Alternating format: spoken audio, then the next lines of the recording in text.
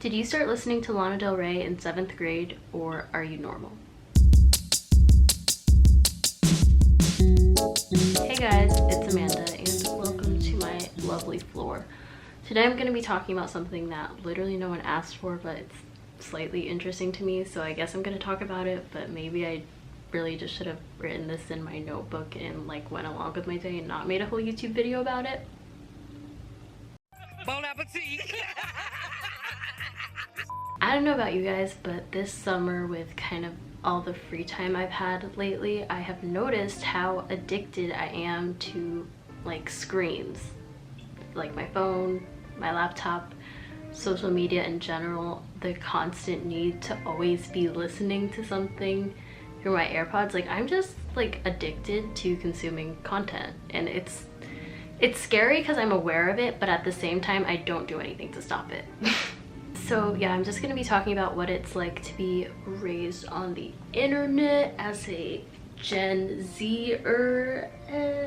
Anyway, I'm just gonna talk about some things I've noticed about myself as a result of being raised by the internet. And if you relate to any of these things, please let me know so I don't think that I'm like crazy and I'll never have a life outside of looking at a screen all day.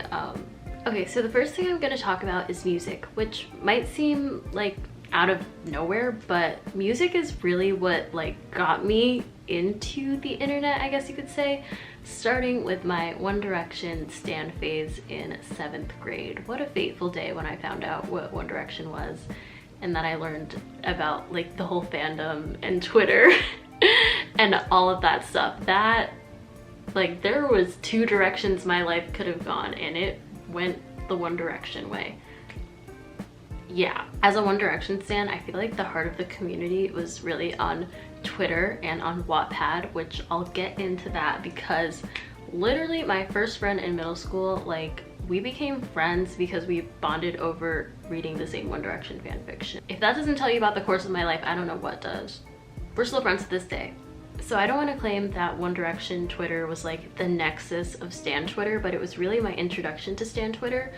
And the most defining characteristic about stan Twitter above anything else is just the sheer investment and dedication that people have. I noticed that like being on One Direction stan Twitter, I was always constantly being updated with like what they were doing. And I'm not going to talk about One Direction this whole video, okay? I promise. Like, but I feel like being a part of that community on Twitter, it like really started to consume my actual real life starting in middle school. I noticed that if I wasn't in class, or if I wasn't like playing a sport or like doing homework, like 9 out of 10 times I was on my phone scrolling through some type of social media app.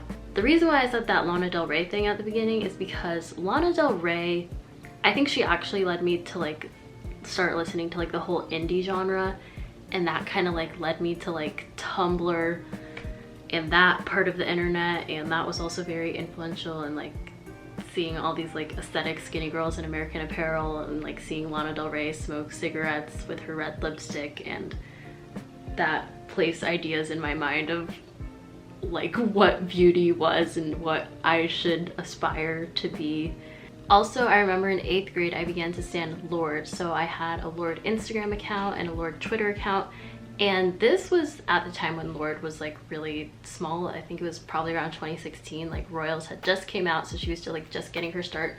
So it was a really small like fandom community. And I literally remember thinking to myself, like, I have more friends on the internet than in real life. Like, I probably had like 3 or 4 friends in real life, which I honestly, like, I didn't really care because I was like having so much fun on the internet. I was like, who cares? I have my cool friends from like all over the world on Twitter.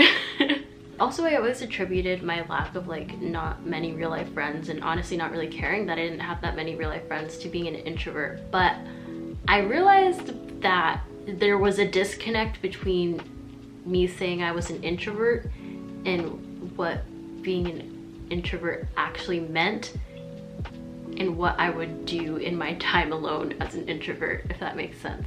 Like, being an introvert just basically means that you get your energy from being alone. So you like to spend time alone after, you know, being out in the world all day. At the same time, even though I claim to be an introvert and that I like spending time alone, 99% of the time when I'm alone, I'm never actually alone. I'm not alone with my thoughts. I'm alone with my phone and my laptop and Netflix and some type of entertainment constantly going. So basically, at least for me, the definition of introvert has shifted from being someone who likes to be alone, as in alone with yourself and alone with your thoughts, to someone who just likes to be physically alone. When I say that out loud, like, that sounds so bad. Like, I'm like never really alone with my own thoughts because I get like bored of them. Like, isn't that terrifying? Like, you can't even spend time with the one person, the one brain that you literally have to be in for your whole life. Wait a minute. Oh my gosh. That's scary. I'm really not trying to demonize technology. I'm just like really more so trying to examine my relationship with it and hopefully improve it a little. The primary influence though is on my attention span, or lack thereof.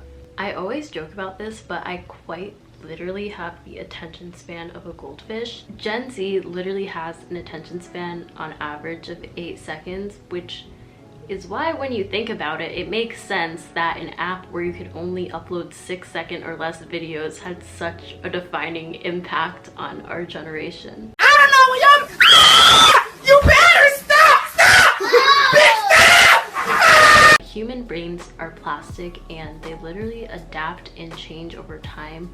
Like, the paths the neurons like go on, they just adapt to how we live. And our brains have really changed because of our internet usage, which is like crazy. Like, I think it's cool and interesting and just a little bit scary because no one really knows what the implications are of having a whole generation whose brain has been shaped by the internet.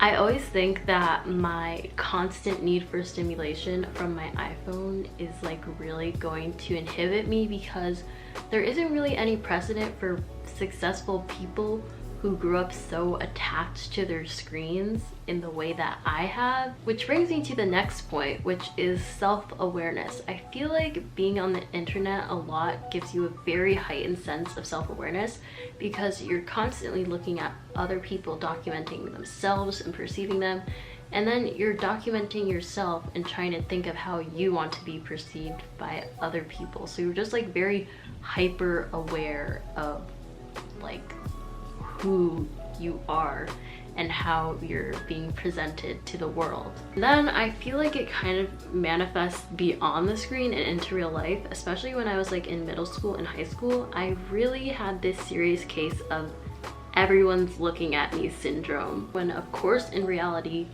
no one gave a fuck about what I was doing, but I literally would not do simple things. Like, I would be scared to like get a tissue or go to the bathroom in class, or like throw away my lunch tray after like eating in the cafeteria because I was like, oh my gosh, if I stand up, everyone's gonna look at me. Like, they're all gonna see me walk to the garbage can and throw it out. Like, that's so embarrassing. Cut the cameras. Dead ass. Hopefully that's not just a me thing, or also sound like kind of crazy. But the next thing I want to talk about when it comes to being raised by the internet is humor. You know, I think the Gen Z humor can be encapsulated in memes, and I think the medium of our humor is really important to make note of. Like, our humor is super visual. It's all about pictures and videos. It's just like super different from, I don't know, kids who grew up in like what, the 1950s or something, and like their humor they got from like listening to like a comedy set on a radio. I don't know, is that how it was back then? I guess they had cartoons. I guess like memes are kind of like evolved cartoons maybe a little bit. Which brings me to Facebook. So Facebook is really not like the Gen Z platform. Like, a lot of us are still on it for, I would say, more practical reasons than anything, to like join Facebook groups, not like really to like social network with the kids. But it's funny because like stuff on Facebook that our uncles and aunts and grandparents post, like completely like seriously, or like even because they think it's funny, like when we see it we're like, that's really fucking funny, because it's just like so absurd and like not funny that it's just like the pinnacle of irony to us. So like we find it really funny. Also, of course, I can't talk about Gen Z humor without mentioning TikTok. I feel like it's become a very integral medium of our sense of humor, because basically you can just like use all the different audios to create, to like personalize your own kind of, you know, comedic experience. Like basically we're just able to make like one thing really funny from a lot of different perspectives, which is really cool and interesting. Like I'm not really sure if like template memes started with Gen Z, but that's essentially what TikTok is, like in video form. I've noticed that when it comes to virality in Gen Z, it's shifted away from just like reposting and sharing an image or a video, and we're always kind of finding a way to like insert our own comedy into a narrative to like add on a new perspective. Gen Z humor is just a really interesting intersection of specificity, universality, and virality, and it works. I think it works. Hopefully this is entertaining somehow. Maybe I just should have kept this to myself, but if you're watching this, thank you. Yeah, comment your thoughts below, and bye. Can we just take a moment of appreciation for this outfit? Because like, what the hell? Oh my gosh, this is actually terrifying.